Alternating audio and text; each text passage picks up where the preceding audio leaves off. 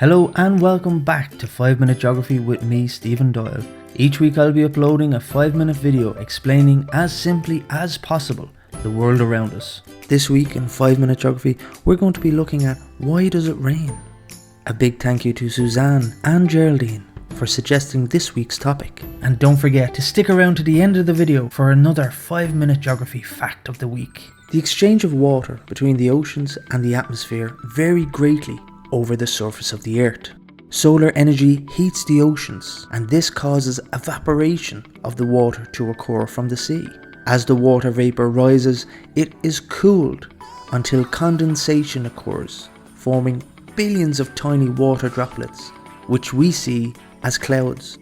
The prevailing winds blow the clouds of water droplets over the land. Here, they may be forced to rise over high ground. As they rise, the cloud continues to cool and the air becomes saturated. Further cooling then causes precipitation to occur. The water falls to land and may run off the land and back into the sea or rivers, or it might soak into the land. Here it becomes groundwater and may be stored for thousands of years in porous rocks known as aquifers. Eventually all water will make its way back into the sea.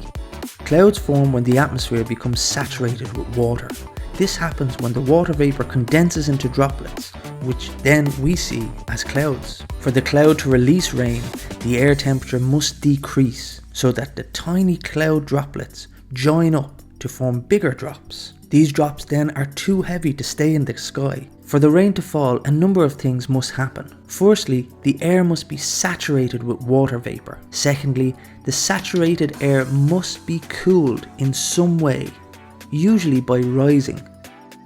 Relief rain or orographic rainfall forms when water vapor is forced to rise over high land, usually hills and mountains. Solar energy evaporates water, turning it into water vapor. This water vapor rises and is cooled. As it cools, it condenses, and this condensation forms a cloud. The water vapor in the clouds is blown from the sea towards the land by the prevailing winds. When this air meets the land, it's forced to rise over mountains or higher ground, where the water vapor is further cooled as it rises. The air becomes saturated, and further cooling triggers what we know as relief rain, which occurs on the windward side of the hill or higher ground.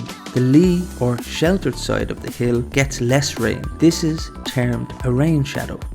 Convectional rain occurs in extremely hot areas of the world, such as equatorial regions of Africa, Asia and South America. Central Ireland and continental Europe have this rain in summer months. Solar energy heats the ground. Any moisture from lakes and plants is rapidly evaporated in the intense heat of the morning. Hot air rises rapidly.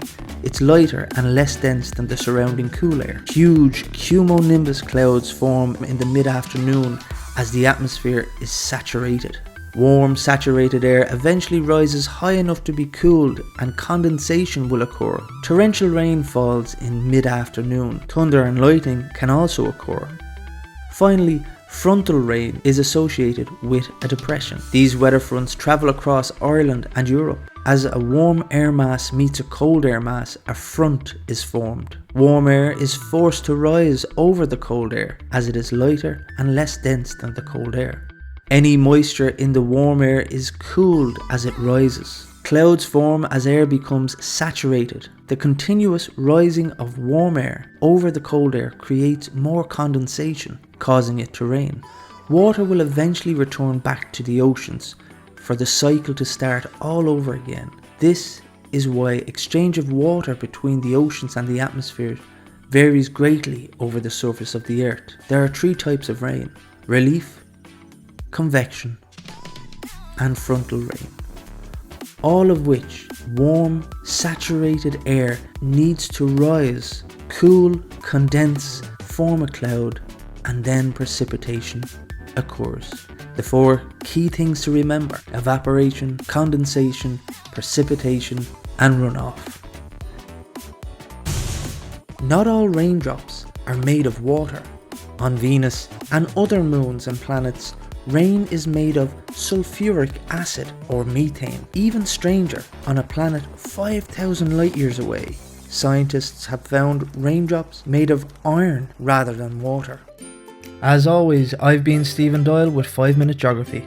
Please hit the like and subscribe to the channel so you don't miss out on any future content. And if you'd like me to cover a specific topic, please just pop it in the comment section below.